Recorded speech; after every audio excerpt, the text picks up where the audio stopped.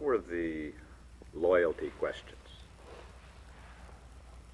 Well, I guess after the riot at Manzanar, and there were disturbances in Poston and Tule Lake also, the government decided that they needed to separate what they called the so-called disloyal from the loyal, and also to reinstate the status of the young men from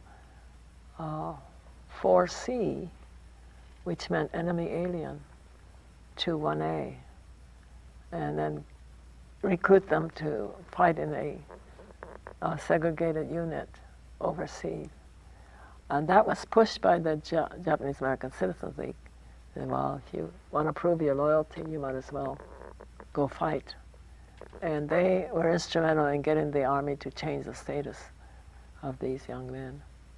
And so they used this loyalty oath questionnaire. It was sort of based on the questionnaire that they give to young men who are inducted into the armed services. So it was a very strange thing to give to people like those of us in the camps. Question 27 asked if,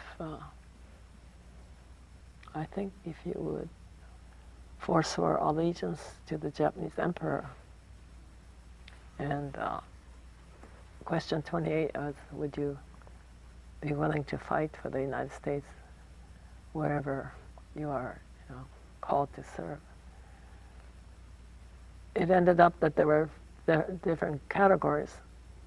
You could either answer yes, yes to the questionnaire, or yes, no, or no, no, or no, yes. It caused a lot of confusion among the Issei who were not citizens because they were asked to forswear allegiance to the Japanese emperor, and that meant that they would lose their Japanese citizenship if they did that, and that they would be people without a country because they couldn't become American citizens.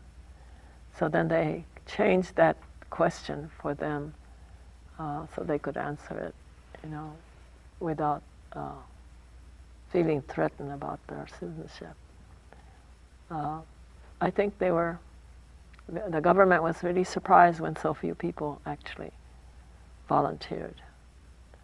But it was a year after we had been in camp. We had been confined for over a year. We had lost everything. And then they're asking the young men to turn around and go into the service. And I think many of them felt that they just couldn't do that. They were willing to serve if they could, if they would release their parents, out of the camps. And in Heart Mountain, Wyoming, they had about 87 young men who refused to go when they were called for induction. There was a loyalty oath questionnaire which was distributed in all the 10 camps. Question 27 asked if we would, I guess male or female, over 18, would serve in the armed forces of the United States and go wherever ordered. Question 28 asked us to disallow any loyalty to the Emperor of Japan. And that question was very hard for people to answer because most of us had no connection with the Emperor of Japan. Very few of us had gone to Japan and had any contact with relatives. Question 27 was hard for young men to answer or women also, because we had been in camp for a year, confined within a 1 mile square, not having any charges laid against us, and certainly no trial or the use of an attorney to fight our cases. It caused quite a big division within all of the camps. And I'm not sure about Manzanar, but there are other camps where the young men refused to go for induction when they were called. And a lot of them objected to having a separate, segregated unit fighting, in the armed forces.